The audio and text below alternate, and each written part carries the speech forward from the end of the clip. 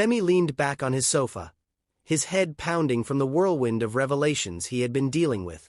His phone buzzed, and he quickly sent Miriam a message. "Miriam, I need to see you tomorrow. It's urgent. Please come to the house by 10 a.m. He hoped she would obey his instructions. He needed time to gather his thoughts and figure out how to handle the storm brewing around him. Miriam read the message with a wide smile, her heart fluttering. Tomorrow? Why tomorrow? She thought to herself. I'm going tonight. Convinced that Femi's invitation was a prelude to another passionate encounter, Miriam dressed in her most alluring outfit and headed to Femi's mansion that very evening, against his instructions. When she arrived, she was surprised to see the house lights still on. Her excitement grew as she imagined Femi waiting for her, but the moment she stepped into the living room, her joy evaporated. Sitting beside Femi, looking as comfortable as a queen in her palace, was Ino. She was dressed casually, her legs crossed, sipping from a glass of wine like she belonged there. The two of them looked up as Miriam entered, her expression a mixture of shock and confusion. "Femi, what is this?" Miriam stammered, her voice trembling. Femi quickly stood up, his usual composure slipping. "Miriam, you're here, earlier than I expected," he said, trying to sound calm. Ino gave Miriam a polite but knowing smile, as if she had already claimed her territory. Miriam's face darkened as realization dawned. "I can't believe this. Femi, is this who you really are?" Femi grabbed Miriam by the arm, gently but firmly, and led her to another room. Closing the door behind them, he turned to face her, his expression pleading. "Miriam, please, it's not what it looks like," he began. "What do you mean it's not what it looks like?" Miriam shot back, her voice rising. "Who is she, Femi? And why is she sitting in your house like she owns the place?" Femi sighed, running a hand through his hair. "She's not my girlfriend, okay? Ino is. She's a married friend's side chick." Miriam's eyebrows shot up. "What?" "It's true," Femi insisted. "She got herself into a big mess, and now she's come to me for help. She's pregnant, Miriam. She doesn't want the baby, and she's desperate for a solution." "And what does that have to do with me?"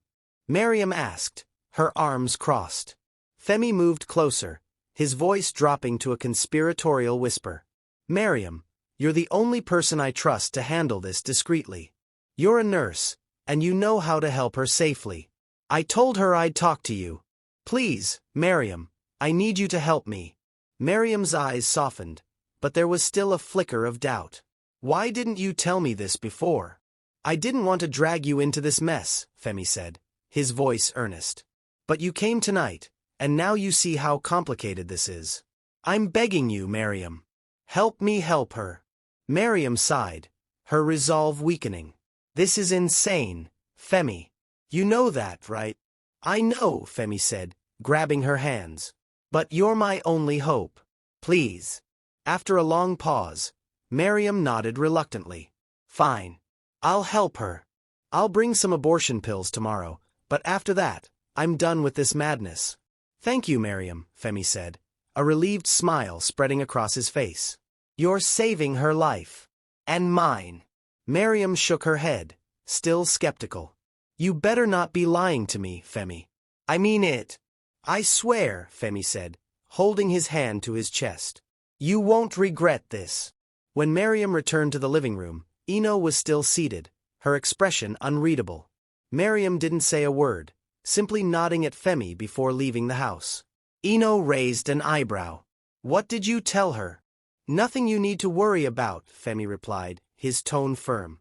But as he watched Miriam drive away, a sinking feeling settled in his chest. The lies were piling up, and he knew it was only a matter of time before the whole house of cards came crashing down. Femi had barely slept, his mind preoccupied with the delicate balance he was trying to maintain between his web of lies and the growing chaos around him. Meanwhile, Miriam arrived at his mansion earlier than expected, clutching a small bag of medications and wearing a determined expression. When she stepped into the living room, she froze. Ino was sitting on the couch, still in the clothes from the previous night, sipping coffee. "You're here already?" Miriam asked, her tone sharp, barely masking her irritation. Yes, Eno replied coolly, eyeing Miriam suspiciously. And you are? Miriam plastered on a sweet smile and walked toward her. Oh, I'm sorry. Where are my manners? I'm Miriam, Femi's fiancée. Eno blinked, her coffee cup trembling slightly. Fiancé. Yes, Miriam continued smoothly, pulling out her phone. In fact, we're planning our wedding soon. I'd be so glad to have you there. Why don't you give me your number so I can notify you of the date? Eno opened her mouth to respond, but no words came out. She was stunned into silence. Taking advantage of her shock, Miriam pulled out the medications from her bag and handed them over. These are for you, she said with a forced smile. Take them as instructed, and everything should be fine. But you really should leave now.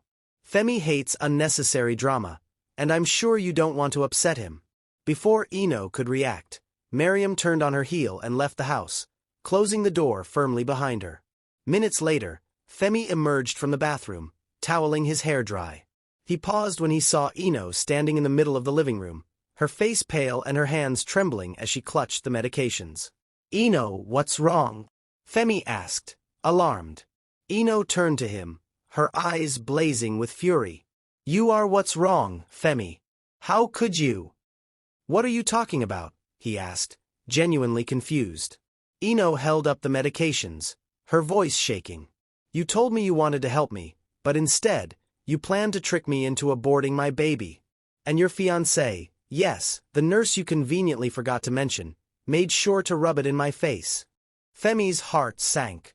Miriam was here. Yes, Femi.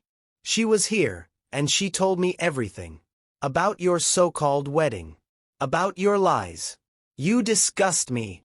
Before Femi could explain or try to calm her down, Eno grabbed her bag and stormed toward the door.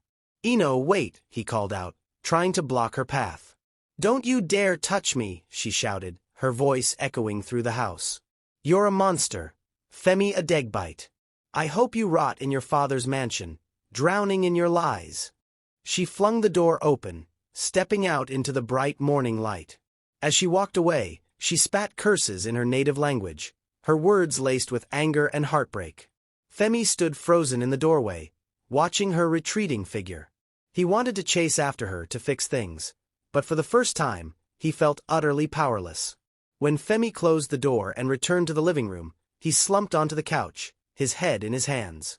The walls of his opulent mansion suddenly felt suffocating. What have I done? He whispered to himself. But deep down, he knew the worst was yet to come. If Eno, Ngozi, or even Miriam decided to retaliate, his carefully constructed world would collapse. And then, a thought struck him. How many more secrets are on the verge of being exposed? Kemi sat in her office, the pieces of Femi's chaotic life coming together like a sordid puzzle. Each new revelation added to her fury. She had always known Femi was a flirt, but the depth of his recklessness manipulating women, encouraging abortions, and shamelessly lying was beyond what she could stomach. Her love for him had blinded her in the past, but now her indignation burned brightly.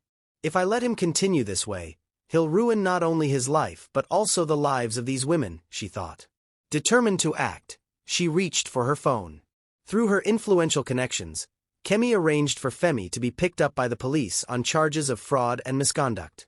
She made sure the arrest would be discreet but impactful enough to shake him to his core.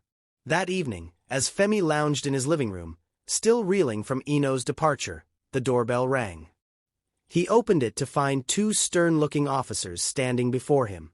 Femi Williams, one of them asked. Yes. Femi replied, confused.